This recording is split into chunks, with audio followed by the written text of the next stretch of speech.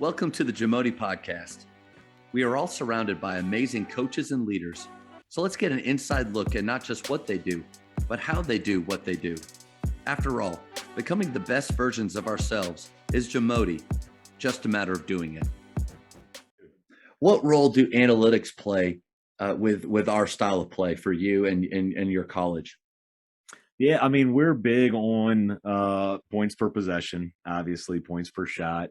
I think we look at we want to shoot layups, free throws, and threes, kind of where the game has trended to. Although on the women's side, there is more mid-range in play. And then just watching the NBA, you're seeing more mid-range because defenses get better at taking away the three. So, and they're going to have a 7-footer at the rim. So there is some mid-range kind of coming back into the game, I think.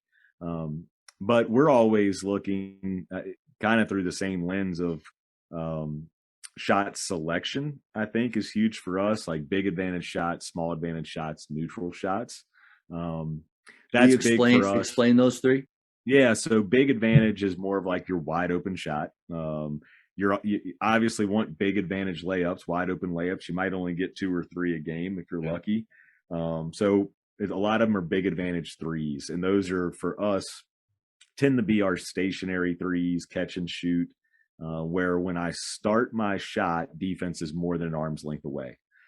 Small advantage is going to be shoulder to shoulder at the rim or chest on shoulder at the rim. And sometimes against your better defenses, that's what you're going to get, is you're going to have to make small advantage shots. So talking about those more talented teams or the bigger, faster, stronger teams, the hardest part about running, I think, the systems that we run against those teams is they can guard the ball one-on-one, so there's less help. It's harder to bring 2 to the ball, which maybe an adjustment would beat a ball screen. You might get 2 on the ball and get them in dominoes. But if you're just kind of running more of like a pace and space and you can't go by them and you're on the side of them and they're not committing a second to the ball, well, you might have to punish him and finish with a small advantage, and those can be tough. So small advantage at the rim. Don't really want to take small advantage threes. It just kind of happens because you misread closeout. We want to read closeout before the catch. So I would rather, instead of like catching it and have a half a second to figure out what I'm going to do with it, I don't think that's actually possible. I think it's more of just training them to read the closeout when the ball's in the air. So we've all had that shot where it's like, ooh, if I get this pass, I'm open. And you just catch and shoot. It's the easiest decision to make. And then there's a ball's coming. I don't know if I'm open. I would rather our guys just catch and shoot or catch and drive right away and be the actor rather than the reactor. So sometimes you get your small advantage threes there. I find if we're settling for small advantage threes, we're in for a long night because they're semi-contested, So we're always just looking for, like, that was my job after every game, was to break down small advantage, big advantage, neutral shots. But also I went kind of deeper into how many big advantage shots came off a paint touch, or how many big advantage shots came off a live ball turnover, a rebound versus a dead ball. So just kind of breaking that down. We broke it down in the shot clock bins as well. First 10, middle 10, last 10. And I think analytics can also lie to you, because what if we're playing a team that plays pressure man to man, they deny passes, they don't help very well, they're kind of more dedicated to taking away passing lanes. So a lot of our possessions are 1 to 2 passes and we're shooting. That's kind of what they're giving you. Like, we can't get them out of the passing lane. So if you're looking at like how many passes lead to a big advantage shot, well, if you're playing a pack line team, that number is probably going to look really good, because you might be popping around the perimeter 7-8 times before a shot. Playing a different team, like let's say a team's a trapping 1-3-1, it might be 1 pass and we're shooting a 3. The end of the day, is it a big advantage shot to us? Whether we get it off 1 pass or 10, we're looking for a big advantage shot.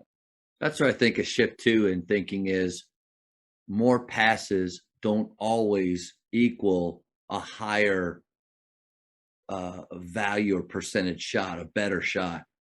That where if you start to really look at shot selection as individual moments and not the entire possession time, because some of our best shots come off of no passes. If it's a pull-up three off the dribble from a guy that's demonstrated he can do that, or if we have that instant double gap on a side and he drives, sucker help and kick for that three, the possession took 4 seconds. There's only one pass. That shot, if it's the best we can get as fast as possible, or like you talking big advantage, then it has nothing to do with how many passes. And I don't know, but I think so many people are stuck on we're shooting too fast. It's not about that. It's about the quality. And it's the whole idea of reversals, right? Making defense go ball side to help side. They're going to break down. But I do agree with you, because there's normally when we're having to pass the ball a lot, like in my mind, I'm like, man, defense is winning. They're winning a lot of battles. Rate of turnover. It's exactly. So we're either having to like run a lot of action to get an advantage, or we have an advantage and their rotation is better than our ball movement. So that's like kind of the worst feeling for me, is we get an advantage, we kick out, we won more, and somebody's right there. And I'm like, wait a second, that should have been a shot. Like, how are they guarding this? And it means that they either play a similar style and are trained the same way, or they're bigger, faster, stronger, and their rotation is faster than you tip your hat and you keep grinding away instead of we got to do something different. Yep. If you know exactly how you lost, you tip your hat. It's exactly what I would say, and you move on. They were better than you that night. Man, what a great point. Because I think the more simplistic you are with how you play, it's way easier to dissect what went wrong. But in the opposite of, we have 5 looks we want to try to go to at different times, or on offense or defense. I mean, you're just in the mud so much. Yeah. So I was talking with a courtside coach in the playoffs. He's watched this game like 7 times. It's just games like haunting him. And he made some tweaks to their defense in the playoffs because he was concerned about a particular action or shot that they were having trouble defending. And then he got into the playoffs, and so they were playing a 2-3 zone.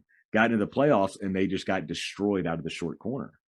And it took some reflection on my part, but like after us talking for a little bit, I said, well, look, man, I think we identified the problem prior to the playoffs. You knew exactly what was hurting you.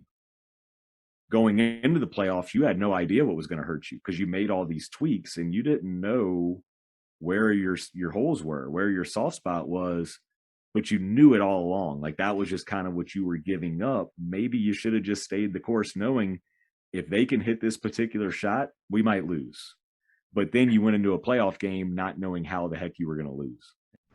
Thank you for checking out today's episode. Please take a moment to subscribe to this podcast, share it with your fellow coaches, and find us on social media for what's coming up next on the JAMODI podcast. It's just a matter of doing it.